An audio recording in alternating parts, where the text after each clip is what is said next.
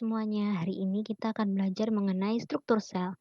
Diketahui ada gambar dua buah sel, di sini ada sel tumbuhan dan di sini ada sel hewan. Kemudian ditanyakan apakah perbedaan sel hewan dan tumbuhan. Yang pertama kita lihat dari strukturnya.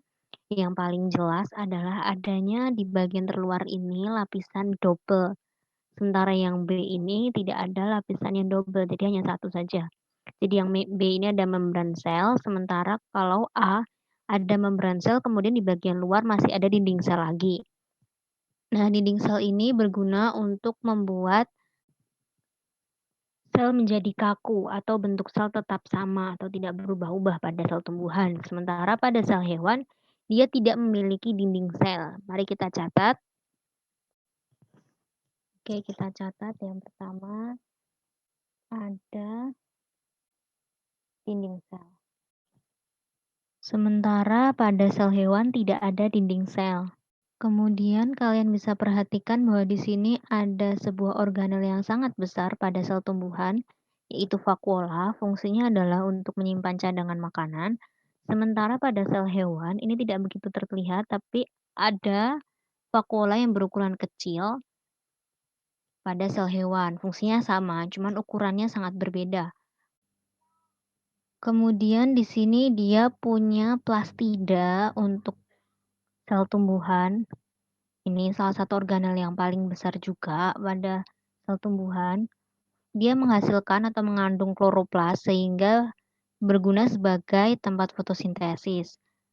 Hal ini menyebabkan sel tumbuhan bersifat autotrof, sedangkan pada sel hewan tidak ada plastida, sehingga tidak bisa melakukan fotosintesis.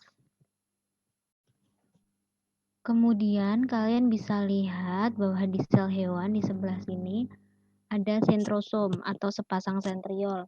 Fungsinya adalah menghasilkan benang spindle ketika terjadi pembelahan sel. Sementara pada sel tumbuhan tidak ada. Kemudian selanjutnya pada sel hewan ada yang disebut sebagai lisosom. Nah, ini fungsinya untuk menghasilkan enzim hidrolitik, yaitu untuk mencerna organel-organel sel yang sudah tidak berguna maupun mikroorganisme yang masuk ke dalam sel. Seperti itu. Sementara pada sel tumbuhan tidak ada lisosom. Kemudian selanjutnya kita kembali ke dinding sel lagi.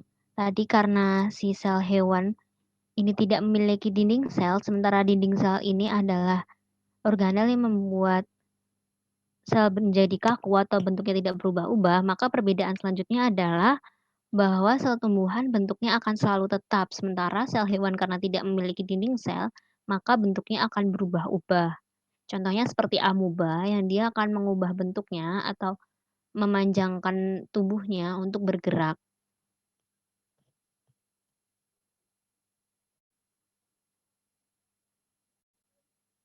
Kemudian sebagai informasi tambahan, pada umumnya ketika sel hewan ini adalah sel mikroorganisme bersel tunggal, dia akan mempunyai alat gerak seperti flagela atau silia. Sementara sel tumbuhan tidak memilikinya karena sel tumbuhan kan tidak bergerak ya. Jadi seperti itu. Biasanya sel hewan punya alat gerak seperti flagel dan silia tadi.